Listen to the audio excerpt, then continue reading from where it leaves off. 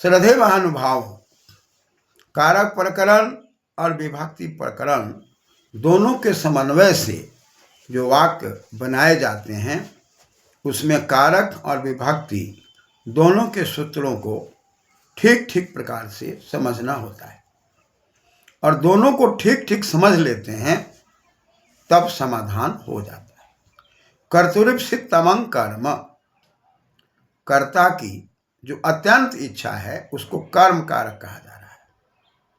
न कि इष्टतमम, राम दूध से भात खाता है।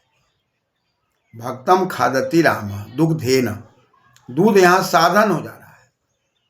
साधन होने से करण में तृतीया हो रही है और भक्तम अत्यंत इच्छा है, भात खाया जा रहा है, साधन हो जा रहा है दूध, अतः भक्तम में कर्म हो जा रहा है और दुग्ध के अंदर तृतीया की बात हो जा रही है।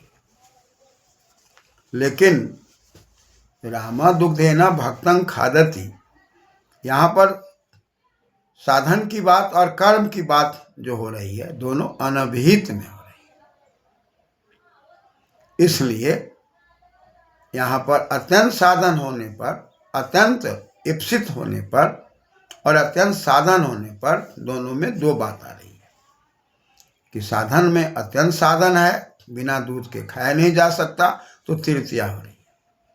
और कर्तुरीप्सित तमम, यहाँ भी तमम है, वहाँ साधक तमम है, तम प्रत्यय दोनों में है, अतः साधन की भी प्रकाष्ठा है और कर्म की भी प्रकाष्ठा है।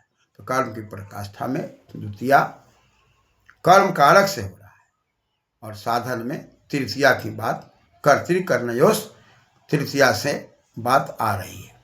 लेकिन यही बात जब योग में आ रहा है तो वहाँ पर बिना संज्ञा हुए ही शब्द के योग से ही द्वितीया तृतीया की बातें भी हो रही है।